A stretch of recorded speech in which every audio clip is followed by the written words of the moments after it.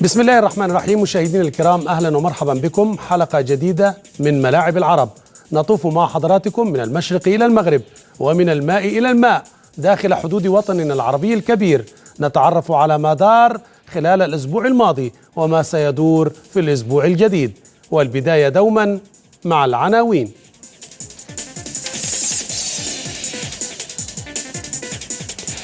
دعم عالمي للأمير علي بن الحسين قبل أسبوع من انتخابات الفيفا. السعودية تطالب الآسيوي بالتحقيق في تجاوزات إيران. مواجهات نارية في إياب دور 16 للبطولات القارية.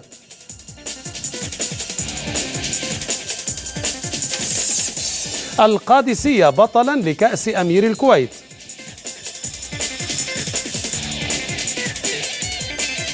خطوات فلسطينية واثقة تقض مضاجع الإسرائيليين.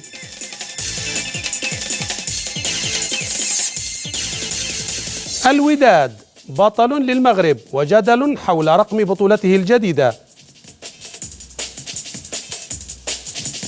منتدى تماس يطالب بإبعاد السياسة عن الرياضة.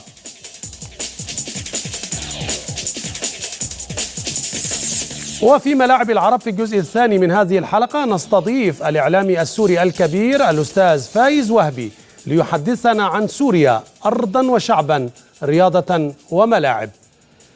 وكالعادة مع بداية الحلقة نأتي إلى حضراتكم بآخر مستجدات الساحة الرياضية العربية، وآخر المستجدات تمثل في خبرين وكلاهما من المملكة العربية السعودية. أولهما أن نادي أهلي جدة قرر تشكيل وفد لزيارة مصر، وبالتحديد للقاء مسؤولي نادي الزمالك يوم الاثنين المقبل في اجتماع لحسم أمر صفقة انتقال محمد عبد الشافي الظهير الأيسر لنادي الزمالك المعار للنادي الأهلي السعودي ليستمر مع الأخضر السعودي الجداوي. النادي الزمالك طلب 10 ملايين دولار مقابل انتقال عبد الشافي نهائيا، فيما عرض النادي الأهلي السعودي 5 ملايين دولار فقط لشراء عقد اللاعب. الخبر الثاني عن الحكم السعودي مرعي العواجي، الحكم الدولي الذي تم اختياره لإدارة نهائي دوري أبطال الخليج للأندية النسخة رقم 30 بين فريقي الشباب الإماراتي والسيب العماني، والمقرر إقامتها في ملعب السيب العماني يوم الأربعاء المقبل. يعني العواجي يساعده بدر الشمراني والبحريني عبد الله صالح على أن يكون أيضا البحريني عمار حسن حكما رابعا. كان الشباب قد تأهل للمباراة النهائية من بوابة مواطنه النصر بالفوز 2-0 الشباب الإماراتي والنصر الإماراتي أيضا بعد التعادل ذهابا بهدف لكل منهما، بينما وصل الفريق العماني للمباراة النهائية على حساب نادي الريان القطري برغم تعادلهما 1-1 في الدوحة، مستفيدا بقاعدة الهدف في ملعب المنافس بهدفين لأنهما تعادل سلبا في مباراة الذهاب. ونعود إلى البداية التي تحدثنا عنها في العناوين عن الدعم العالمي للأمير علي بن الحسين المرشح العربي في مواجهة سيب بلاتر. كل الأمور تصب في صالح الأمير على أمل أن يحدث مشاركته في هذه المنافسة دويا كبيرا. لماذا؟ لأن قبل ساعات أعلن البرتغالي لويس فيجو انسحابه من الترشح، وكان قد سبقه الهولندي مايكل فان براغ بالإعلان الانسحاب. مايكل فان براغ أعلن أنه ينسحب، هذا هو الذي أمام حضراتكم في الصورة، لمصلحة رئيس الاتحادين الأردني وغرب آسيا لكرة القدم. والكل يتحدث في أوروبا عن التحالفات التي تتم الآن بعد انسحاب المرشحين، ليبقى الصراع بين مرشحين 2 فقط، هما سيب بلاتر الرئيس الحالي للفيفا والمرشح العربي الذي كان يشغل منصب نائب رئيس الفيفا.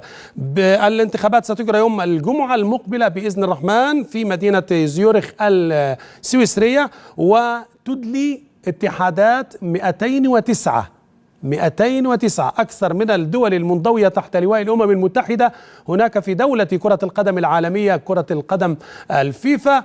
209 ستدلي بأصواتها في أكبر منظومة على وجه البسيطة.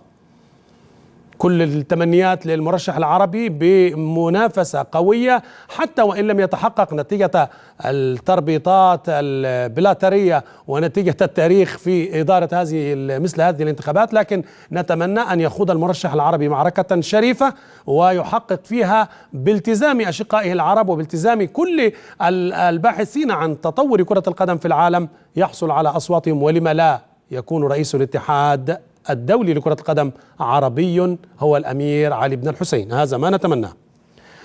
ننتقل إلى قضية فرضت نفسها في الأسبوع الماضي على الساحة الآسيوية، عندما أعلنت المملكة العربية السعودية عبر اتحادها الاتحاد السعودي لكرة القدم عن رفضها التام لكل التجاوزات التي قامت بها السلطات الإيرانية ممثلة في مطار إيران، مطار طهران، أو أيضا ممثلة في إدارة الملعب، أو الناديين اللذين التقيا معهما الفريقين السعوديين. الهلال كان يلعب مع بيروزي والأهلي كان يلعب مع نفط طهران.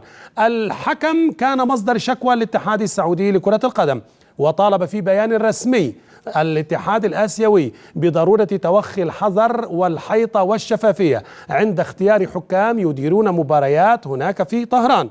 النقطة الثانية التي عول عليها الاتحاد السعودي لكرة القدم رفضه للتعنت والمماطلة في دخول الفريق لأكثر من عدة ساعات.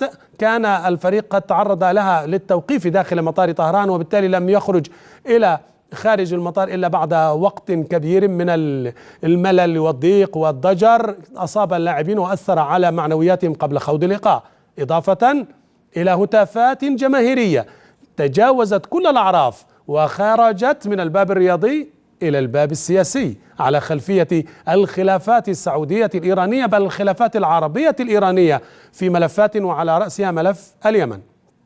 كل هذا ضمنه الاتحاد السعودي في بيان كبير تقدم به إلى الاتحاد الآسيوي مطالبا بالتحقيق في هذه الأمور وبالإشارات المسيئة والهتافات المعادية وإلقاء العلب الفارغة على اللاعبين. دخل على خط الأزمة القطري محمد حنزاب رئيس مركز الأمن الرياضي الدولي مطالبا بالتحقيق بشأن صورة رفعتها الجماهير ضد الاتحاد السعودي وضد الأندية السعودية، وطالب أن يكون الاتحاد الآسيوي قائما بدوره في هذا المجال. تقام مباريات الإياب بين الفرق السعودية والإيرانية يومي الثلاثاء والأربعاء. نصل إلى دوري أبطال آسيا، مواجهات نارية كما ذكرت على وقع مباريات الذهاب.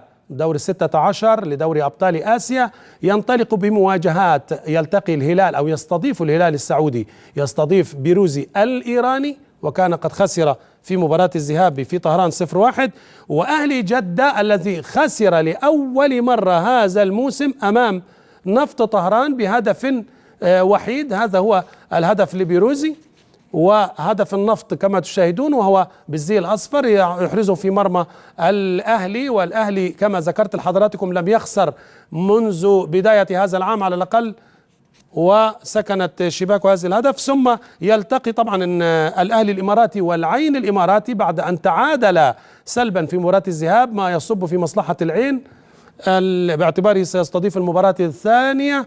وختاما هذه هي مباراة العين والأهلي، وختاما ستكون مباراة الإخوية والسد، وكان السد قد وخسر أمام الإخوية 1-2. كأس الاتحاد الآسيوي ستقام مبارياتها أيضا يومي الثلاثاء والأربعاء المقبلين بمواجهات تجمع استقلال تاجكستان مع الوحدة السوري، الوحدات الأردني مع شقيقه القادسية الكويتي، الجيش السوري مع الجزيرة الأردني، والشرطة العراقي مع الكويت الكويتي.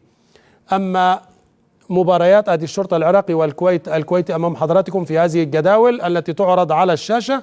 أما بطولة دوري أبطال إفريقيا كأس الكونفدرالية الإفريقية دور 16 مكرر، فتقام مواجهاته يوم 7 يونيو بمواجهات الإفريقي التونسي الذي سيستضيف الأهلي المصري، النجم الساحلي التونسي سيستضيف الرجاء البيضاوي، وكان الأهلي والرجاء قد فاز في مباراة الذهاب، بما يعني أن الفرق العربية ستفقد فارسين في هاتين المواجهتين.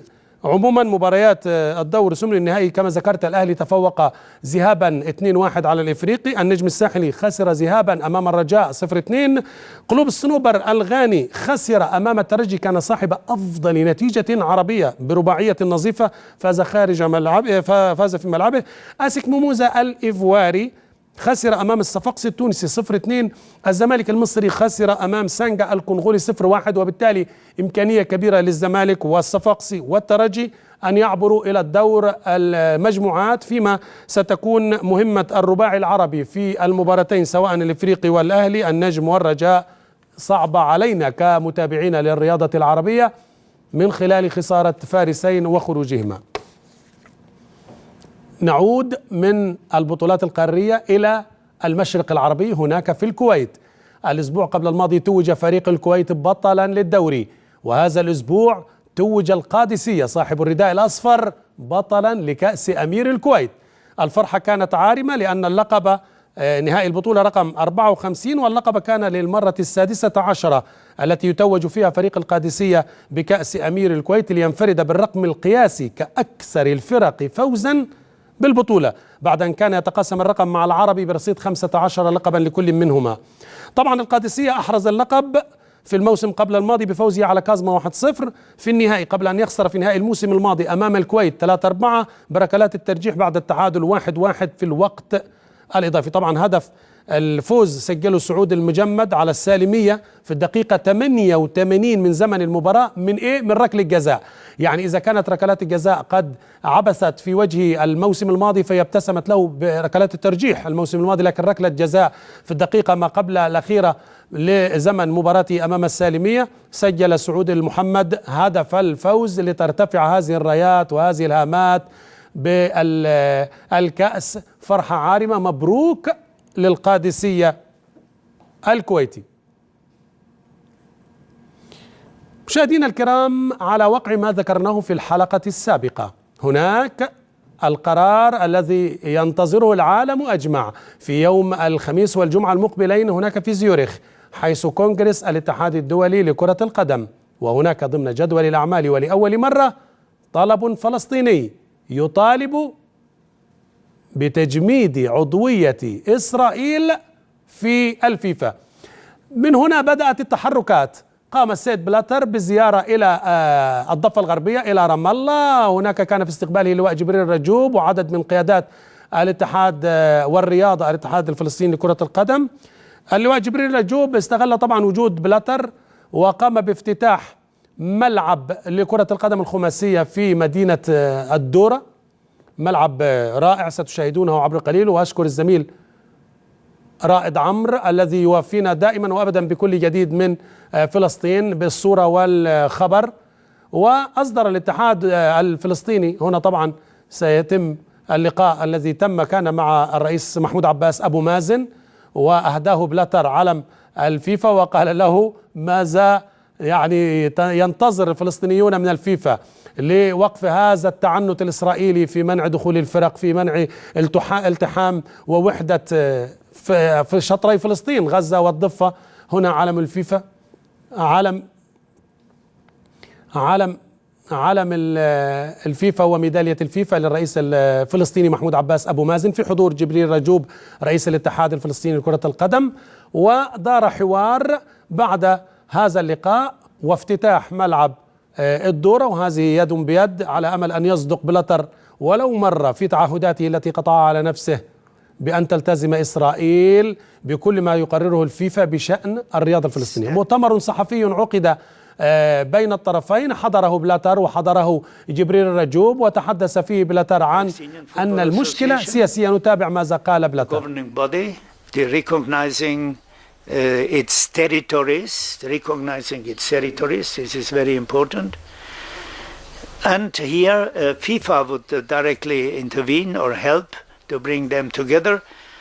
I just had also the confirmation by the new president of the Israeli football, Ofer Eini, to meet with President Rajub when it's suitable, as from tomorrow here in Ramallah, whatever. But there is a problem therein. And this is a delicate problem. And this is the problem of these five teams. هكذا هو بلاتر يعرف المشكلة، يحاول أن يصل إلى حلول، يقول أن المشكلة سياسية وأنه تحدث مع الإسرائيليين المسؤولين في الاتحاد الإسرائيلي والسلطات الإسرائيلية بشأن تسهيل مهام الرياضيين، حتى مشكلة الضرائب التي تفرض على الرياضيين الفلسطينيين علق عليها وقال أنه تلقى وعود لهذا الأمر. إذن كل هذه الأمور قبل السفر إلى زيورخ لحسم الأمور يومي 28 و29 سواء قبل الانتخابات ثم نصل إلى القرار الذي إما بتجميد أو إما بالتزام. سنتابع ما ستسفر عنه اجتماعات الفيفا. مشاهدينا الكرام، هكذا نتواصل مع هذه القضية للمرة الثالثة على التوالي في 3 حلقات. قضية فلسطين تهمنا وننتظر النتائج، لكن عاشت ملاعب العرب فرحة مدوية هناك في أقصى المغرب العربي على حدود الأطلسي، حيث كان الوداد البيضاوي يحتفل بلقبه 18، لكن الاحتفال كان وخلفه أو أسفر عن ضجة كبيرة. هل اللقب هو 15 18 أم 13؟ 5 بطولات عليها ضجة. سنتحدث مع حضراتكم عبر هذا التقرير الذي عده الزميل علاء عزت، ثم نتواصل بعد ذلك مع احتفالية الوداد. نتابع.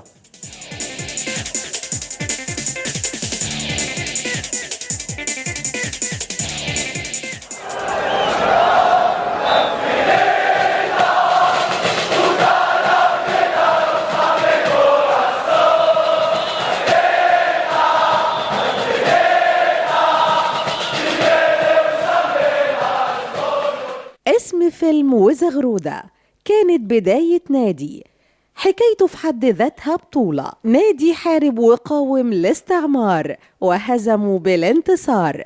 إنه نادي الوداد، وداد الأمة ووداد المغرب، الذي يعيش زهوة أفراح تتويجه بطلا للدوري. فرحة عاشتها ورصدتها ملاعب العرب التي كانت هناك في قلب الحدث، أو بمعنى أدق قلب الفرح. الوداد مثله مثل غالبية الأندية العربية التي تأسست في النصف الأول من القرن الماضي على خلفيات استعمارية. بينما كان المغرب يكتوي بنار الاستعمار، ظهرت فكرة محاربة الاستعمار بالرياضة، وكان الموعد عام 1937 أعلن عن تأسيس وداد الأمة. وللاسم طرفة. عندما اجتمع المؤسسون ظهرت مشكلة اختيار الاسم الذي سيطلق على الفريق، ثم اقتراح عدة أسماء.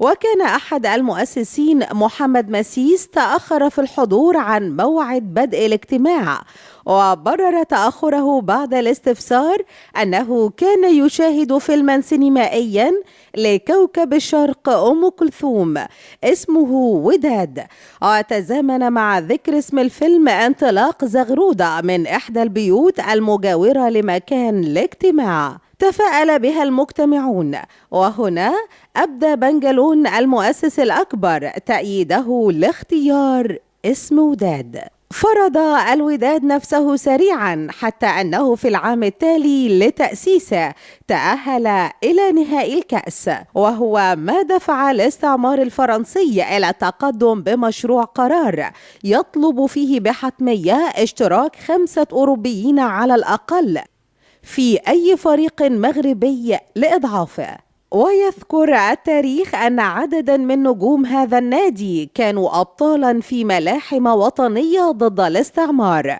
بداية من المؤسس الحاج محمد بنجلون، مرورا بالحارس محمد رفقي الذي عاد من تجربة احترافية للانضمام لصفوف المقاومة، وكذلك عبد النبي المسطاطي والعفاري اللذان كانا يحملان المنشورات داخل حقيبتهما الرياضية. وإذا كان فضل التأسيس ينسب إلى بنجلون، فإن هناك رجل آخر ينسب إليه كل المجد، وهو محمد بن الحسن التونسي العفاني، الأب جيكو، الأب الروحي للوداد، الذي انتقل منه ليؤسس الرجاء بعد 10 سنوات. وداد الأمة غنت لكل جماهير الأمة: الشجاعة للأبد، كل حياتي وقلبي أحمر، وأبدا لن أخون اللون.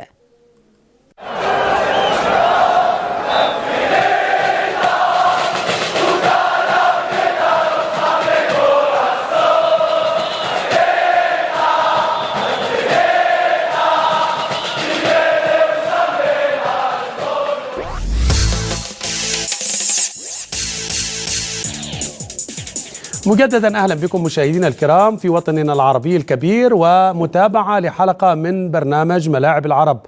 كنا قد تحدثنا قبل الفاصل عن وداد الأمة، عن الواك، عن الوداد الذي أحرز لقبه 18 حسب ما تقول إحصاءات الفريق الودادي، وال13 حسب ما أعلن الاتحاد المغربي وأعلنت وكالة المغرب العربي للأنباء الوكالة الرسمية للمملكة المغربية الشقيقة. المشكلة أن الأمر يتعلق ب5 بطولات وليس بطولة واحدة كما سمعنا مباشرة من طلال محمد عبد القادر الذي أمام حضراتكم على الشاشة عضو مجلس الإدارة، وهو يتحدث لوفد عربي كبير كان يضم كما تشاهدون الدكتور عماد البناني، الأستاذ علاء إسماعيل، الكاتب الصحفي الأستاذ علاء عزت طبعا، والأستاذ أيمن بدرة من مصر، إلى جانب الأستاذ أسامة إسماعيل والكاتب الكبير الأستاذ عصام عبد المنعم، مجموعة من المغرب، مجموعة من لبنان بقيادة الأستاذ رهيف علامة، أيضا هناك مجموعة من تونس، اللجنة الأولمبية التونسية ممثلة في الأستاذ لطفي العبيد، مجموعة من فلسطين، مجموعة عربية كبيرة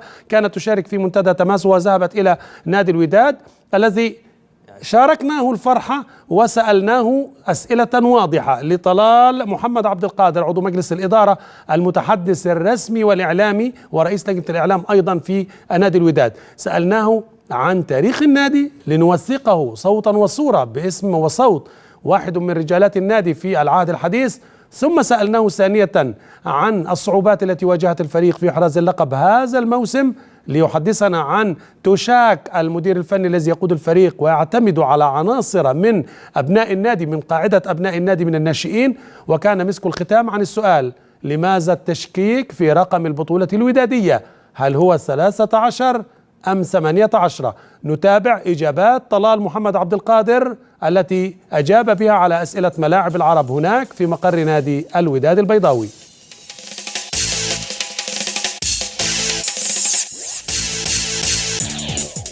تاريخ الوداد الأمة، ظروف التأسيس ديال هذا الفريق العريق كانت سياسية أكثر منها رياضية، لأن فريق الوداد جاء التأسيس ديالو لمقاومة المستعمر على أرضية الميدان، لأنهم الناس اللي أسوه خداو الفكرة ديال أن يخرج لوجود هذا الفريق هذا باش يترسخ على أرضية الواقع الانتصار وثقافة الانتصار يتشبعوا بها المغاربة آنذاك، لأن المقاومة كيف ما كتعرفوا كانت شرسة خارج أرضية الميدان في الشوارع بالأسلحة وبمقاومة المستعمر بشتى الطرق، إلا أنه كان لابد كما ارتأوا ذلك أن يكون المقاومة حتى على أرضية الميدان، وكان لهم ذلك حين تأسس الفريق في 8 ماي سنة 1937 على يد رجالات كثيرة، نذكر منها الحاج محمد بن جلون، نذكروا منهم بيرجيغو وناس آخرين، يسمحوا لي العائلات ديالهم إلا سقطت بعض الأسماء. وكان ذلك حيث أن الفريق بدأ كينافس على أرضية الميدان، ولقنا الفرق الفرنسية دروسا كبرى في في في في, في الهزائم اللي لحقها بهم. الوداد مر من مشاكل عديدة على مستوى التسيير، على مستوى الإدارة التقنية اللي تبدلت أكثر من مرة، إلا أن الاستراتيجية ديال المكتب المسير الحالي برئاسة السيد سعيد الناصري كان في حقه بين نارين: أن يصلح ما أفسده الظهر كما يقال، وفي نفس الوقت باش يسير النتائج اللي كيطالب بها الجمهور. كتعرف بأن الجمهور ديال فريق الوداد الرياضي او احنا كنسميوهم ملوك المدرجات، لانهم كيعطيو صور كبيره وكيعطيو واحد الصوره حديثه على كيف يمكن للجماهير ان تساند فرقها. دونك حنا الاستراتيجيه ديال المكتب المسير كانت ان يصلح كيف ما قلت داكشي اللي فات، وفي نفس الوقت ناخذ نتائج اللي تقدر تساير الاحلام ديال عشاق النادي. واللي تماشى معنا في الاستراتيجيه ديالنا هو الاراده ديال الاداره التقنيه ديال السيد توشاك المدرب الويلزي سيتوشاك، اللي اعتمد على 60% من اللاعبين اللي صنعوا هذا الانتصار هذا جاءوا من مدرسة الوداد، لأن التاريخ أثبت أن دائما الإنجازات والانتصارات والألقاب ديال فريق الوداد كيصنعوهم أبناء النادي. إذا كان ذلك واعتمدنا على المدرسة، وسنعتمد عليها في المقابلات وفي المنافسات القارية المقبلة. اللقب يحمل 10+8. أنا قلتها نهار من سالة المباراة. 10+8 لا يمكن لأي أحد أن ينكر أن للوداد 5 ألقاب قبل الاستقلال و13 لقب دابا الآن بعد الاستقلال. واللي نكر أو مسح الوداد أو بغى كان عنده الإرادة أنه يمسح الوداد التاريخ ديالها ما قبل الاستقلال، يقدر يكون عنده الإرادة باش يمسح الوطنية ويمسح المقاومة ويمسح واحد التاريخ حافل ديال الفريق لم يحضر أبدا لكرة القدم فقط، بل كان حضوره قويا حتى على كيف ما قلت، اسمحوا لي على التكرار، على المنافسة وعلى مقاومة المستعمر.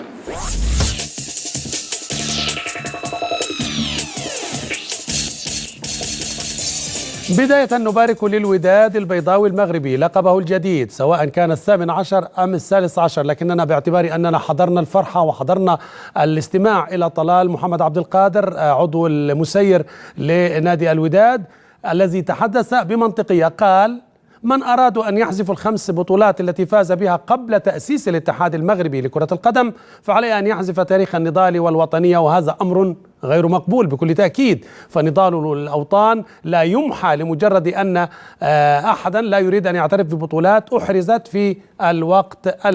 كانت كل هذه الزيارة نتيجة وجودنا مع المنتدى الرياضي العربي تماس، وكانت الدورة الرابعة هناك بعنوان الرياضة في خدمة الوحدة العربية. كان حاضرا عدد كبير، أيضا كان الدكتور أحمد سعد شريف من دولة الإمارات العربية، والذي تحدث بمحاضرة عن الرياضة والمواطنة. سبقه الدكتور يونس قطاية، مدرب بالمناسبة، مدرب حراس مرمى فريق الوداد، وتحدث عن الحوكمة في الرياضة العربية. والكل طالب في ختام هذه الحوارات والمناقشات التي حضرها الفنان سامح الصريطي، وكما تشاهدون عدد من الصحفيين المصريين والصحفيين المغاربة، عبد اللطيف المتوكل رئيس الرابطة المغربية، سعيد ياسين، نور الدين بالحسن الذي أشكره على أن ساعدنا في تصوير هذه اللقطات وأمدنا بها، كمان اللقاء الذي أجريناه مع طلال عبد القادر. كل هذه الأمور تمت في إطار طالبت من خلاله الوفود العربية بإبعاد السياسة عن الرياضة، اكتمالا واستكمالا لما طرحناه هنا في ملاعب العرب في الحلقة الماضية. أيضا كانت هناك فكرة جديدة لأول مرة تقرب بين الإعلاميين، يعني ابتكرتها الرابطة المغربية للصحافة الرياضية بتشكيل بطولة في كرة القدم للإعلاميين. والإعلاميين هناك يعني الذي يعمل في المسموع، المقروء، المرئي، كلهم تحت كلمة واحدة، جورناليست أو الصحافة. وبالتالي يتقارب هؤلاء في دورة كروية واحدة أقيمت في مركب محمد الخامس، حضرها عدد من النجوم أمثال عزيز بودربالة، أيضا كانت على بصير صلاح الدين الذي أجرينا معه حوارا سنبثه في الحلقة المقبلة بإذن الله. كانت الدورة على روح اسم المرحوم محمد بوعبيد رئيس الرابطة السابق. الحكام كما تشاهدون كانوا من الاتحاد أو الجامعة المغربية لكرة القدم بكامل التشكيل بكامل التواجد. فرحة كبيرة كانت لفريق الصباح الذي توج باللقب الأول للدورة الأولى. ها هي الكؤوس، وكان المصريون والتونسيون والإماراتيون حاضرون إلى جانب أشقائهم المغاربة في التتويج الفائزين بالكؤوس، سواء أفضل لاعب وأفضل حارس والفريق المثالي والثالث والرابع. مجموعة كبيرة من الجماهير حضرت، وكانت هذه الجماهير هم من الإعلاميين في بادرة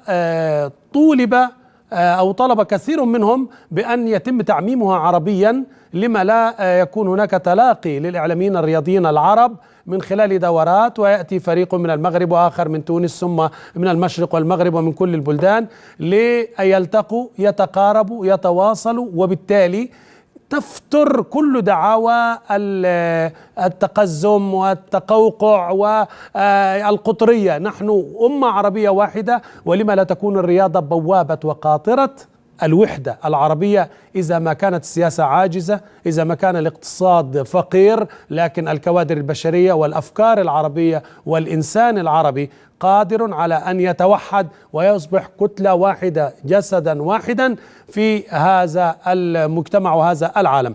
مشاهدينا الكرام، هكذا كانت ملاعب العرب هناك في المغرب من خلال منتدى تماس وفرحة الوداد، وما طوفنا بكم معه من أخبار بين المشرق والمغرب، بين الماء، حدود الماء والماء في وطننا العربي الكبير. فاصل ثم نلتقي وإياكم مع ضيفنا الكريم الإعلامي السوري الكبير الأستاذ فايز وهبي. تابعونا لنتعرف معا على سوريا الحبيبة، الأرض والرياضة والشعب والملاعب. تابعونا.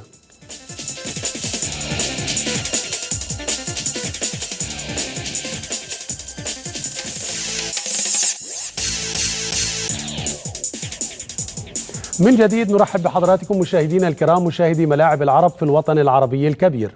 وصلنا إلى الجزء الثاني من هذه الحلقة، حوار مع واحد من الإعلاميين الرياضيين العرب الكبار، له تاريخ حافل في مجال الصحافة المكتوبة والمتلفزة.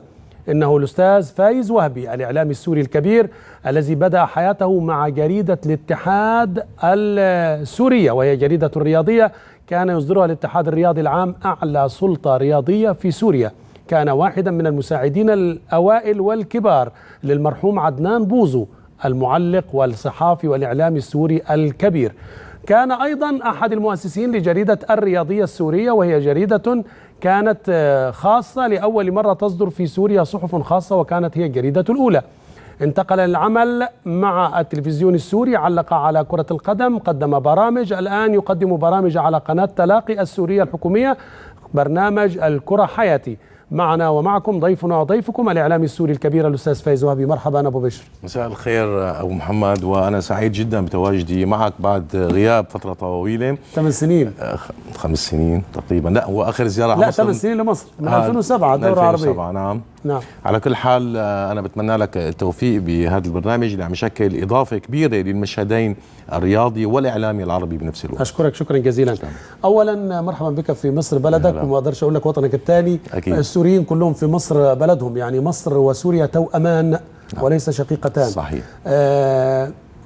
يعني ما نقدرش نقول اسم سوريا كده وجسمنا ما يقشعرش، ونفتكر النضال المشترك من أيام عماد الدين زنكي وصلاح الدين الأيوبي، الظاهر ببرسقطز، التاريخ المصري السوري العريق في النضال العربي. هذه واحدة. مستحيل ما نذكرش التاريخ الحديث، صح، ونذكر ما عانيناه معا في 67 وما جنيناه من ثمار النصر في 73 في تشرين أكتوبر 73، ثم ننظر الآن إلى الحال في سوريا الحبيبة الشقيقة وهو يدمي القلوب. حدثنا عن سوريا أرضا وشعبا، حدثنا عن سوريا تاريخ ومكان، مدينة عراقة، مع هؤلاء الدواعش الخارجين على القانون وعلى الدين الذين يعلنون كل يوم يعني جذب جزء من قطعة الأرض الغالية. حدثنا عن سوريا الأرض والشعب. طبعا للأسف أن وصلنا لهذه المرحلة من التشرذم العربي بصراحة. السوري باختصار، المواطن السوري هو كما طائر الفينيق، ينتفض من تحت الرماد وينطلق إلى السماء. المواطن السوري معروف بإرادته، بقوته. الحياة في سوريا رغم كل الظروف الصعبة، لكن المواطن السوري يعيش ويرفع راسه دائما، وفي شعار أنت سوري ارفع راسك دائما. السوريين راسهم مرفوع دائما وين ما راحوا أشرف. وأنت صديق لسوريا ومحب وعاشق لسوريا، وزياراتك لسوريا يمكن تعدت العشرات من الزيارات. وعشت وبتعرف مين هو المواطن السوري. طبعا الحياة صعبة في سوريا في بعض المناطق الساخنة، لكن المواطن السوري صابر. في بعض المدن الآمنة، طبعا المدن الآمنة الحياة طبيعية جدا. أنا يعني صار لي 5 سنوات ما جيت على القاهرة، وبتعرف الأخبار تجي من برا مختلفة، إنه الحياة صعبة نعم. ومشاكل وإلى آخره. كما الحياة طبيعية الآن في القاهرة أيضا في المدن الآمنة في سوريا. طيب نعرف السادة المشاهدين ان بيني وبينك الإعلام العربي السياسي يعني عمل لنا غصة كده وقتلنا، وكنا بنجأر بالشكوى هنا في مصر ونقول يا جماعة يا اخواننا العرب مصر والله كويسة وآمنة، وتعالوا شوفوا. يقول لك لا ده احنا سامعين في ميدان التحرير وسامعين في ميدان روكسي وسامعين. يا جماعة ليس من رأى كمن سمع، أنتم تسمعون بعين كاميرا لقناة محددة بعينها، هي ذات الكاميرا وذات القناة التي فرضت علينا أحداث سوريا وأحداث ليبيا وأحداث العراق. صف لنا الوضع. الأخبار تقول 50% من الأراضي السورية تحت السيطرة الدواعشية. طبعا الإعلام اللي قصدته اللي بنعرفه كلنا إعلام موجه وإعلام مبالغ، بيبالغ بالأخبار، مثل ما كان عندكم في المشاكل اللي عاشتها مصر وإن شاء الله ما بتعيشها مرة ثانية. المبالغة دائما كانت موجودة، والكذب هو اكذب اكذب اكذب، هذه القاعدة المعروفة حتى يصدقوا الناس. هذا أسلوب مكشوف صار في الإعلام، وما يقال عن 50% طبعا هو مجرد أخبار غير مغلوطة وأخبار غير حقيقية.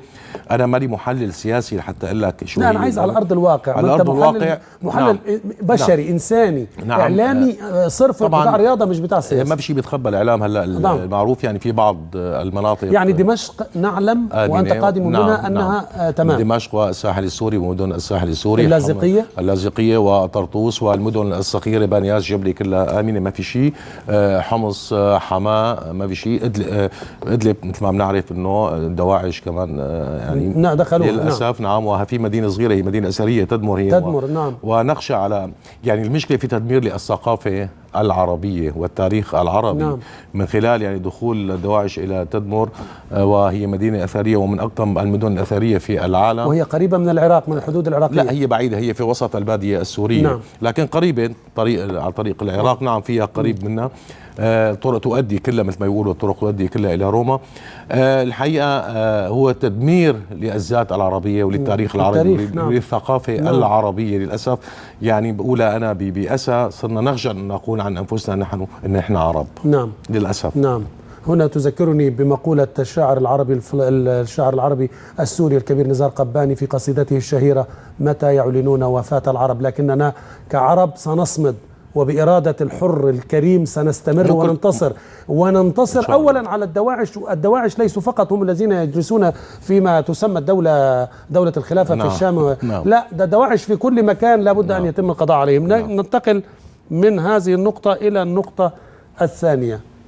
هل اتخذتم من الرياضة إرادة نعم. وحالة نعم. من المقاومة تقولون فيها للقاصي والداني السوري يمرض ولا يموت؟ صحيح. والدليل الكرة السورية رغم كل الظروف ورغم الحصار والعقوبات لفرضها الاتحاد الدولي بمنع المنتخبات السورية والأندية السورية تلعب على أرضها في البطولات القارية والدولية خلال ال4 سنوات الماضية، ورغم غياب وعملية التفريغ اللي أصابت الرياضة السورية، التفريغ من النجوم والمدربين نعم. إن كان خلال الهجرة أو من خلال الاحتراف. على سبيل المثال أكثر من 150 لاعب سوري بكرة القدم محترف في الدول في الأندية العربية.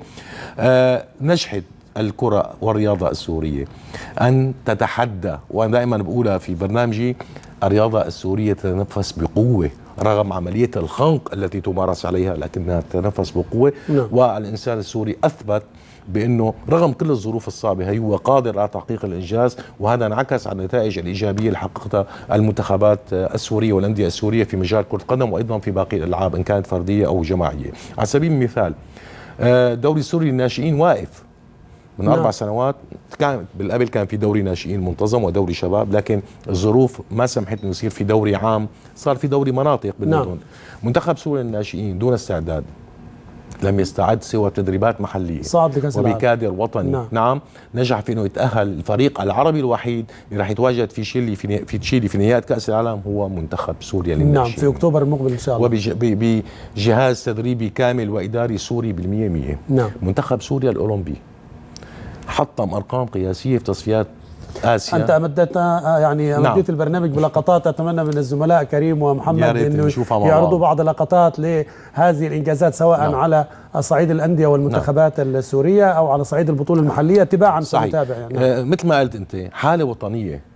الرياضة السورية والرياضي السوري عم يمارس حالة وطنية، عم يتحدى نفسه، عم يتحدى الآخرين، عم يتحدى الظروف الصعبة وعم ينجح ويتفوق. مثل ما قلت لك يعني التشبيه الأمثل هو كما طائر الفينيق، نتائج عم يطلع طائر الفينيق نعم من تحت الرماد ينطلق في الفضاء ويحقق النتائج الإيجابية.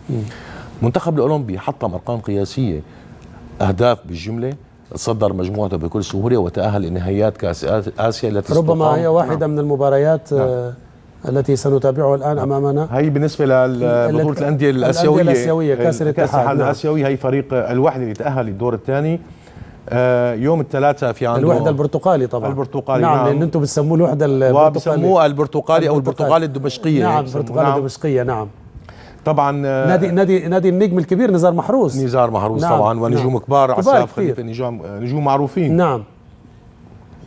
نعم هي من مبارياته في الدور الأول دوري المجموعات، ورغم خوضه كل مبارياته خارج أرضه مع فريق الجيش. أنا لسه عايز أسألك نعم. الفرق السورية تشارك خارج ملعب ذهابا وإيابا على فرق نعم. المنافس والمنتخبات السورية أيضا ما في حظر الاتحاد الدولي والاتحاد الآسيوي. أنتم والعراق حظر يعني الملعب. نعم. ومع رغم هذه الظروف، رغم أنه عم تلعب أنت خسران الأرض، ميزة الأرض والجمهور نعم. وعم تدفع تكاليف مالية كبيرة وعم تلعب بأرض الخصم وعم تتفوق عليه. نعم. وفي ناحية تانية كان هي مهمة كتير، إنه الفرق السورية عم تلعب بلاعبين سوريين 100% وخالين من النجوم المعروفين، وما فيش أجانب، ما في أجانب بدون محترفين. مين هيحترف؟ نعم. بالأندية الثانية 4 محترفين عم يشاركوا. ومع هيك فريق الجيش تصدر مجموعته وفريق الوحدة المركز الثاني، رغم إنه تفوق على الوحدات هو المتصدر في عمان في المباراة الذهاب بهدف وعادلوا في المباراة الثانية بدل. طبعا فريق دي مع الوحدات. نعم. فريق الجيش نعم. مثل ما بنعرف كمان صدر مجموعته بقوة ولم يخسر أي مباراة في الدور الأول. مثل ما هي احدى مباراة الجيش ومباراة الوحدة والوحدات اللي فاز نعم. فيها الوحدة بهدف مقابل لا شيء في عمان. وانت بتعرف اشرف فريق الوحدات بيضم 4 لاعبين محترفين و7 لاعبين من منتخب الأردن. نعم وفريق بطل الدوري السنة دي فريق محترم. صحيح. نعم. ويفوز يعني هذا يعكس حالة الإرادة القوية، تحدوا نفسهم. الرياضة هي يعني وسيط لنقل رسالة الشعب السوري تماما ضد كل من يتآمر على سوريا. تماما. يعني الرياضي السوري هون هو عم يقاتل، يعني الصحفي عم يقاتل في منبره، الرياضي بيقاتل بمنبره وهي الملاعب وهكذا. يعني وقت الجيش والوحدة عم يتأهلوا للدور الثاني من كأس الاتحاد الآسيوي، منتخب سوريا في كأس العالم، منتخب الأولمبي في نهائيات كأس آسيا، منتخب سوريا الأول الآن كمان عم يستعد لتصفيات المشتركة الآسيوية ولمونديال هتنطلق يعني الأسبوع الأول نعم. من الشهر القادم إن شاء الله. نعم. هي مو بس بكرة القدم أستاذ أشرف، يعني حتى في كرة السلة مثلا شاركت بنات الوحدة في بطولة غرب آسيا واحتلت المركز الثاني. أيضا صارت البطولة في الأردن وخلفت وراها عدة أندية معروفة.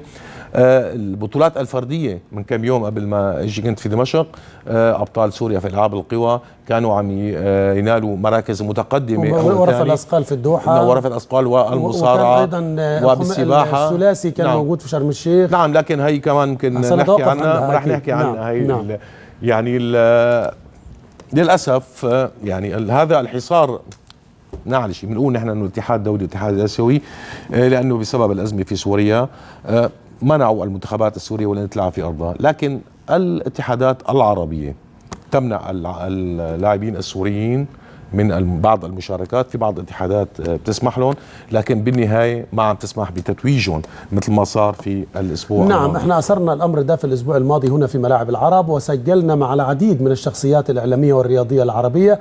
الكل أيد موقف الاتحاد المصري الاتحاد العربي للثلاثي الذي يترأسه اللواء أحمد ناصر، بما فيهم اللواء أحمد ناصر أيد مشاركة السوريين في كل الفعاليات العربية، وعلى الجامعة العربية أن تنحي جانبا السياسة من الدخول إلى معقل الرياض.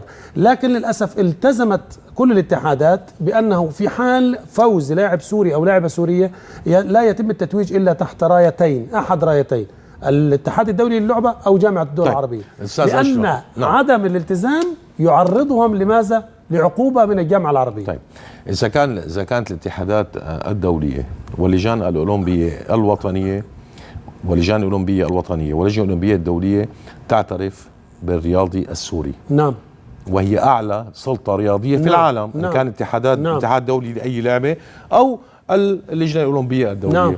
شو التفاوت هذا وشو هالمنطق هذا للأسف البعض. نحن في الوطن العربي أصحاب الأوجه المتعددة حسب الحالة، ولذلك الزميل أيمن بدرة كان له تعبير في الحلقة الماضية أعجبني جدا. نعم. قال لك الجامعة العربية لا تحل ولكنها تصدر مشاكل. يعني هي المفروض تحل المشاكل، ما بتحلش، فبستني كده. لا، هي بتقوم بإيه؟ للأسف. بصناعة المشاكل. للأسف في اجتماع مجلس وزراء الشباب والرياضة العرب، وكنت حاضرا هذا الاجتماع، وتابعت مطالبة صريحة من اتحاد اللجان العربية نعم بعدم التعامل مع الرياضة السورية الرسمية، وكأن لدرجة أن واحد قال ربما يكون هذا اللاعب يعارض النظام الذي أنت تعارضه أو تختلف معه. نعم. فلماذا تعاقب هذا اللاعب؟ الخوف أخي فايز، وأرجو أن تطمئنني على هذه النقطة، أن الرياضيين السوريين ربما يكون في حلوقهم غصة تبقى معهم مع الأيام، لأن ده نشء وشباب يقول لك أنا حضرت بطولة كذا وأشقائي العرب حرموني من التتويج. نعم نعم. هل موجودة دي؟ أكيد. وعاشوا اللاعبين السوريين في شرم الشيخ. نعم. يعني أنا عم بحرز إنجاز وطني وسعيد جدا أني أرفع علم الوطن. نعم. وأني أتوج وتلغى النتائج. ما أنت مالك متوج؟ أنا فزت في مركز أول وفي بطولة لا تعتبر، لا يعني ما صار في اعتراف بفوزه ولا اعتراف بتتويجه بنفس الوقت. نعم. أكيد أنت يعني حط حالك محله أشرف. نعم. طب قول لي إيه الرسالة اللي عايزين تقولوها كرياضيين وإعلاميين سوريين لجامعة الدول العربية ووزراء الشباب والرياضة العرب اللي هم أصحاب المشكلة؟ لا يستحق البعض انه نبعث لهم هي الرساله.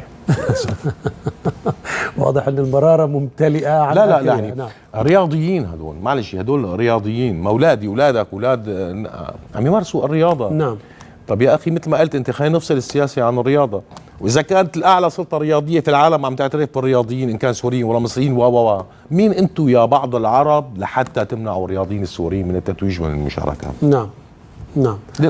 أرجو أن أنقل أنا هذه الرسالة نيابة عن كل اللاعبين والشباب والنشء والشبيبة هناك في سوريا الشقيقة، بل وفي كل قطر عربي يتعارض فكر نظامه مع جامعة الدول العربية، فلنبقي الشعوب ولنبقي الشباب والفتية والفتيات جانبا بعيدا عن الخلاف، لأنه السياسة لا عداء دائم ولا صفاء دائم. أنتم يا أهل السياسة من قلتم لنا هذا، أرجوكم باسم الإنسانية ابعدوا الرياضة عن السياسة، توغلوا فيما تشاءون، كفاكم السياسة ملعبا، كفاكم الاقتصاد مكانا، واتركوا لنا الرياضة تكون حمامة سلام بين الشعوب العربية لنبقي على الود الصافي دون تعكير. أنتقل معك من هذه النقطة إلى انتظام البطولات، كيف نعم. يتم؟ يعني كتير اعتقد البعض، حتى انت بتذكر انت العام الماضي انه سالتني انه معقول عم يصير في بطولات بسوريا وفي دوري عام وفي جمهور عم يحضر؟ نعم. تذكر الحقيقه الظروف الاستثنائيه اللي عم تعيشها او المشهد السوري بشكل عام. نعم. فرض على اتحادات الالعاب انه تنظم بطولات مختلفه باسلوبها. مثل ما بنعرف الدوري السوري لكره القدم كان دوري عام. نعم. بين على مستوى الجمهوريه. على مستوى الجمهوريه. لكن بسبب الاحداث اللي عاشتها سوريا صار في دوري من مجموعتين. مجموعه بتلعب ذهاب واياب، لاذقيه ودمشق، والعكس بصير بالنسبه للمجموعتين. بتاهل من كل مجموعه 3 فرق الى الدور النهائي، بيهبط اخر فريقين. ومشان يعطوا فرصه افضليه للفريق اللي شارك وطريق اول في مجموعته بيحمل معه 3 نقاط، واثنين نقطتين للثاني ونقطه للثالث. بيلعبوا دوري في النهائي من مرحلة واحدة. نعم. يتوج في النهائي صاحب النقاط الأكثر. وأعتقد اللي توج أخيرا الوحدة في الموسم هذا لم ينتهي بعد. نعم. سبب مشاركات الوحدة والجيش. توقف مباريات كثيرا. بدأ هلا مرحلة الإياب للمجموعة الثانية اللي كان مصدرها الوحدة، لكن الوحدة مؤجلة مبارياته حتى ينتهي من مسابقة كأس الاتحاد الآسيوي. هي بالنسبة لكرة القدم. كأس الجمهورية أيضا شغال لم يتوقف. نعم. اللي هو الكأس، مباريات الكأس. نعم. شغالة أيضا. بالنسبة لبقية الألعاب أيضا كرة السلة انتهت البطولة قبل أيام، والمفاجأة الكبيرة كانت أنه حضور الجمهور الكبير في صالة الفيحاء 4000 متفرج كانوا وصلوا 5000 متفرج عم يتابعوا المباراة النهائية لجمعية الوحدة من دمشق والاتحاد من حلب، يلي شارك رغم كل الظروف الصعبة اللي عم تعيشها حلب مدينة حلب. نعم شارك بالفئات كلها، نادي الاتحاد شارك، نادي الجلاء بالسيدات أيضا، دوري السيدات كان مترافق مع دوري الرجال وانتهت البطولة. لكن بغض النظر مين فاز باللقب، لكن المشاركة الكبيرة، حضور الجمهور الكبير للصالة رغم كل الظروف. يعني أعطيك شغلة بسيطة، كان كتير ناس خايفين يتوجهوا على صالة الفيحاء اللي بتعرفها انت نعم في دمشق، لأنه كتير من قذائف الهاون كانت تصل لهالمنطقة، وللأسف تعرض الكثير من الرياضيين إلى إصابات ومنهم من استشهد كثير من اللاعبين. سنتوقف عند هذه النقطة لأنني أريد أن أعرف تفاصيل عن ضحايا الرياضة في هذه الأحداث السورية. فاصل مشاهدينا الكرام ثم نتواصل في هذا الحوار مع الإعلامي السوري الكبير الأستاذ فايز وهبي.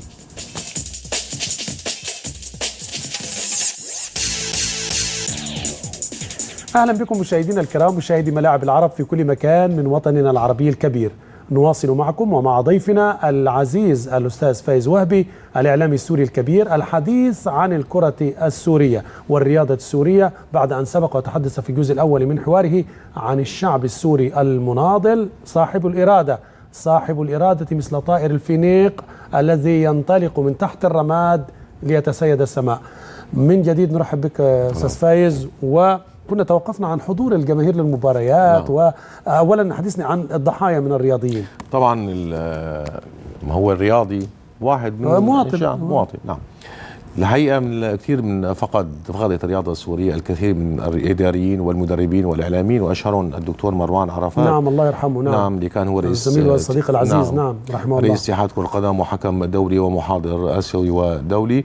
طبعا كان في المكان والتوقيت غير المناسب على طريق دمشق، على طريق عمان دمشق، وفي الطريق رصاص طبعا طائش أصيب فيها وانتقل إلى رحمته تعالى.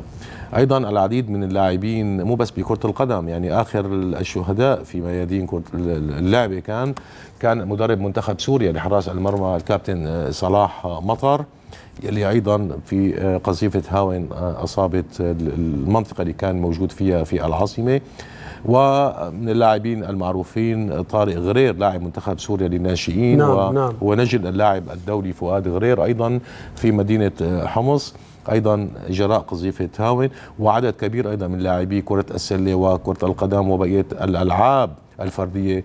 يعني ما رأى أذكر ربنا يرحم الجميع. يعني أكثر من إحصائية ما عم أتذكر قديش هي، أكثر من 150 رياضي بكافة الألعاب كانوا ضحايا الأزمة اللي عم تعيشها سوريا. ربنا يرحم من راحوا ضحايا لهذه الأحداث، يتغمدهم برحمته ويصبر أهلهم ويعيد لحمة الشعب السوري ويعيد سوريا حرة أبية مستقلة بلواء واحد وعلم واحد. نذهب معك إلى التتويج وحضور الجماهير للمدرجات، يعني المتناقضات التي تعكس الإرادة السورية. هنتابع عبر الشاشة الآن ما أحضرته لنا من لقطات. وأشرف المفاجأة كانت بالحضور أطفال. العرض قدامك. هي بملعب تشرين بدمشق في وسط العاصمة، المباراة الفاصلة على بطولة الدوري السوري الموسم 2013-2014. كان وصل للمباراة الفاصلة فريق الجيش مع فريق الوحدة. عم نشوف هون نجوم الكرة السورية طبعا اللي عم بيدربوا فريق الجيش، معروف أحمد عزام اللي كان يوم من الأيام كان يلعب مع الأهلي. وأنس مخلوف مدرب الفريق. الظاهرة الجميلة كانت حضور السيدات الأطفال، جمهور كبير. جمهور. ومفاجأة كانت بهذا الحضور، نساء أطفال مع أولادهم عم يحضروا وعم يشجعوا. الإرادة الإنسانية. نعم يعني كانت مفاجأة كبيرة بأنه الناس خايفة أنه لأنه قبل أيام كمان قذيفة هاون سقطت في الملعب وراح ضحيتها عدة لاعبين جرحى، واستشهد أحد لاعبي فريق الوسبة في هذا الملعب تحديدا في العام الماضي. طبعا هي مشاهد. طبعا هي انتهت المباراة بفوز الوحدة بهدف مقابل لا شيء، وهو اللقب الثاني كان له في الدوري السوري. ده الهدف. نعم، لكن الفائز الحقيقة كان الرياضة السورية بشكل عام، كانت هي فائزة بالحضور الجماهيري اللي هو كسر قاعدة الخوف. يعني كانت الناس بتخاف لأنه قذائف عم تجيك مثل المطر للأسف. لكن الان الاحوال بالعاصمه نعم دمشق جماهير محتشده نعم. يعني وتشجيع مثالي تشجيع جميل. مثالي، وشوف الاطفال انت والنساء مثل نعم واضحين. نعم نعم. البرتقالة الدمشقية دائما وابدا حاضرة وجماهيرها نعم. حاضرة. نعم، وعم نشوف نحن فرحة الجمهور وفرحة لاعبي الوحدة. طبعا ال 150 لاعب اللي انتقلوا للاحتراف في الملاعب العربية والأوروبية، وعدد كبير من المدربين انتقل إلى نادي التتويج، نادي التتويج، لحظة التتويج اهي. يعني بصراحة مشهد. كابتن نادي الوحدة، كابتن لاعب سوريا السابق، الدولي السابق ماهر السيد طبعا نجم نعم. كبير، وأخو حسام السيد. نعم، حسام السيد أيضا عم يلاقي نجاح كبير على الأعناق أهو. نعم، حسام مدرب الآن. نعم في الفريق الجوي العراقي ومن أفضل الفرق ومتصدر في الدوري العراقي، في الدور النهائي من الدوري العراقي، والمقصورة الرئيسية للملعب، يعني نتمنى أن تعود أجمل مما كانت. لكن حدثني عن الوجوه الجديدة التي فرضت نفسها على الساحة على صعيد التدريب، على صعيد النجومية، باعتبار أن النجوم ذهبوا إلى الدوريات العربية. تماما. لا، هو الطريف أشرف أنه من 150 لاعب سوري محترف، في لاعبين أعمارهم صغيرة 15 و16 سنة عم يلعبوا في دوري الناشئين والشباب، مثلا في الأردن أو في عمان أو في البحرين وفي الدول الثانية. طبعا في منهم نتيجة الظروف اللي عاشتها بعض المدن صار في هجرة، لكن اللاعب السوري دائما مطلوب هو في الأندية. أنتم يكفيكم اثنين بصراحة، يعني عمر السومة نعم. هذا النجم الذي فرض نفسه على الدوري السعودي وهداف 22 هدف. خلينا في راس الخطيب احكي نعم. لنا يعني بإحصائية بسيطة، مثلا أفضل لاعب كان في الدوري اللبناني كلاعب أجنبي كان اللاعب السوري خالد الصالح، خلص الدوري اللبناني. أفضل لاعب هداف الدوري الأردني كان اللاعب السوري نضال صالحاني. نعم. هداف الدوري السعودي هو عمر السومة. هداف الدوري الكويتي هو فراس الخطيب. أفضل المحترفين في الدوري العراقي هن سوريين. نعم. حمدي القادري وغيرهم، ومجموعة كبيرة من حمدي القادري هو حكم لسه عايز أقول لك ده حكم نعم. كبير. نعم.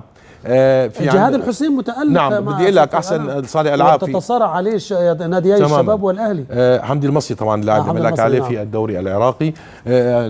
حسام السيد ايضا من افضل المدربين الان في الدوري العراقي. بالنسبه للدوري العماني نزار محروس ما زال موجود. نزار محروس ترك من الفيصليه لكن موجود. نعم. وعماد خان وغيره. جاد الحسين هو افضل صانع العاب في الدوري السعودي. حسين عبش في بيروت وموجود رح يجدد عقده في عده عروض جايته هلا من الانديه اللبنانيه. في الدوري العماني افضل حارسين في الدوري العماني هن الدوريين مصعب بلحوس واحمد مدنيه. في الدوري الكويتي مثل ما حكينا في عنا ايضا في لاعب متالق وقلب دفاع منتخب سوريا احمد ديب يلعب في السالميه ولعب المباراه النهائيه على كاس النهائيه.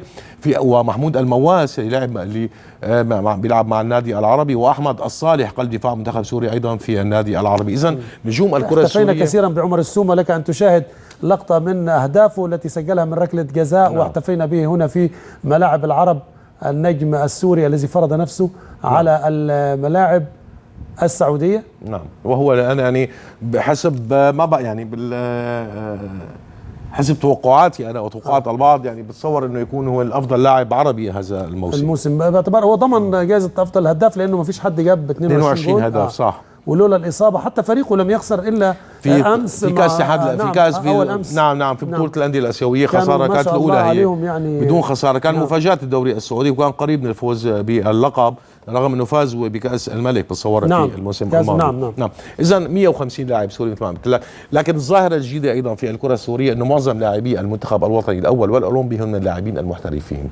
وهي أول مرة بتصير، يعني لأن اعتدنا أنه المنتخبات العربيا لاعب أو 2 3 محترفين برا، عكس بعض دول المغرب العربي، الجزائر، المغرب، تونس. محمد عفش هو القائد لهذه المجموعة تماما. ومحمد عفش كان محترف في الدوري اليوناني من قبل. كان لاعبين 3 محترفين في سوريا. عمل حد الآن جميع لاعبي المنتخب الوطني الأول 90% هن من لاعبين المحترفين في الأندية العربية. لكن بنفس الوقت يعني الظاهرة كمان المميزة في الكرة السورية أنه رغم عملية التفريق اللي أصابت الأندية من نجومها، ظهر جيل جديد من اللاعبين أثبت جدارته. المنتخب الأولمبي رغم أنه في وجود أكثر من 20 لاعب محترف، لكن المدرب مهند الفقير اختار مجموعة من المحليين والمحترفين، عمل تشكيلة وبرز أكثر من لاعب. وهلأ بيجتون عروض احتراف كمان اللاعبين الجداد الصغار. منتخب سوريا للناشئين صور أعمارهم تحت 17 سنة، ومع هيك عدة أندية أوروبية عم تطلب عدد من اللاعبين السوريين صغار السن للاحتراف. ربما كان في المحنة نعم منحة. تمام. أعتقد ربما كانت هذه للأفراد وللشعب السوري اللي يعني يؤكد من خلالها معدنه الأصيل. وكذلك الكرة السورية أعتقد والرياضة السورية، بس الكرة تحديدا باعتبار حضرتك متخصص في كرة القدم السورية، أكبر مكاسبها أن يعني أبرز إنجازاتها في 2011 في كأس آسيا قدموا في الدور الأول مستوى جيدا، نعم. ولكنهم خرجوا من الدور الأول. أعتقد الآن يملكون من الخبرة والكفاءات. لدينا في مصر لاعب ممتاز عبد الفتاح الأغا نعم. أيضا يواصل عطاءاته مع وادي دجلة منذ نحو 6 سنوات بتميز، بس انتقل يمكن لنادي في الأخير. نعم في الشتاء، في انتقالات الشتاء. طبعا هو لاعب دولي، لكنه أقصد موجود في مصر ومتميز. نعم. وفرض اسمه ونفسه، وكان ضمن المنتخب السوري. وكانوا طبعا اللاعبين السوريين كانوا نرجع للتاريخ القديم، يعني كان لاعبين سوريين منتشرين في الانديه المصريه هذا الحكي في الخمسينيات وفي الستينيات. مهند البوشي مثلا، مهند البوشي بالجيل الثمانينات. نعم. لكن بالستينيات ايام الوحده بين سوريا ومصر كان في عند طبعا ايام الوحده كان في منتخب الجمهوريه العربيه المتحده، وعدد لاعبين مثلوا المنتخب الدولي الواحد. نعم. موسى شماس الله يطول بعمره. نعم. 85 سنه لاعب. ربنا يديله الصحه. نعم. وايضا في لاعبين سوريين هن فلسطينيين سوريين مثل فؤاد ابو غيلة ومروان كنفاني ويوسف محمود والعميد محمد عزام اللي هو والد ابو احمد عزام، لعب مع نادي سكة الحديد هون في مصر. نجوم كتير من الكرة السورية طبعا لعبوا في الأندية المصرية. لكن نتمنى الآن أنه ترجع اللقاءات السورية المصرية. وممكن قريت خبر، أنا ما أعرف إذا كان صح ولا لا، أنه ممكن يكون تتأمل مباراة أنه يلعب منتخب سوريا مع منتخب مصر. ما بعرف صحة هذا الخبر، إن كان خبر عادي ولا خبر هيك. لا إن شاء الله يبقى مش عادي، إن شاء الله يبقى رسمي. أصل هو في إيه يعني إيه اللي حاصل يعني السوري شقيق المصري والمصري شقيق بركي جامعة العربية بتتدخل بموضوع هذا حتى لو مباراة ودية، يعني ما بنعرف كل شيء بيصير. المهم مسخت الحكاية. المهم أشرف الحديث عن منتخب سوريا، عنده مباراة بعد بكرة ودية مع منتخب لبنان في بيروت بإطار استعداده للتصفيات الآسيوية والتصفيات المجموعة بتاعته شايفها ازاي؟ والله شوف يعني هلا ايران هي دائما، اليابان هي عقده دائما. مجموعتهم مثل ما بتعرف انت بتضم اليابان وسنغافوره وافغانستان وكمبوديا. طبعا يعني اليابان هي مرشحة أولى طبيعي. طبعا الفريق بتأهل، كل الأول بتأهل إلى الدور الثاني وبياخذوا أحسن 5 منتخبات. تواني. نعم. لكن أنا عجبني تصريح هذا الإعلاميين الخليجيين وقت عم يسألوا أحدهم إنه اليابان منتهي أمرها هي. قال له لا، منتخب سوريا بعد ما شفناه نحن في جولته الآسيوية وعم يفوز كان بسهولة، وكان آخر مباراة لعبها مع منتخب الأردن في عمان وفاز فيها. نعم. انه يمتلك القدرة على ازعاج المنتخب الياباني. نعم. وانا كما ممكن حدث من المنتخب الاماراتي ازعج المنتخب الياباني. وممكن تكون الفرصة هي 50-50 بتصور بين منتخب اليابان وسوريا. اكيد طبعا هلا بنقول احنا اليابان هي فوق اسيويا فوق. نعم.